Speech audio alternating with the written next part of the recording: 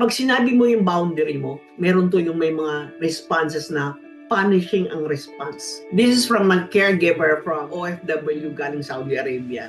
Sabi niya, "Ma'am, nung tumanggi po ako, biglang pinaringgan ako, ikinuwento sa iba, tinanggal ang day off ko, sinabihan akong reklamador at pinagbabantaan niya na papalitan daw niya ako." Ito ay hindi misunderstanding, na it's punishment. And caregivers need to hear this. When someone punishes you for setting a reasonable limit, the problem is the control, hindi yung trabaho. Hindi ka nagbago, lumalabas lang yung totoo. Ito yung katotohanan, no? People who respect you when you only say yes, yung mga hindi ka nire-respeto. Tinotolerate ka lang nila as long as susundin mo sila.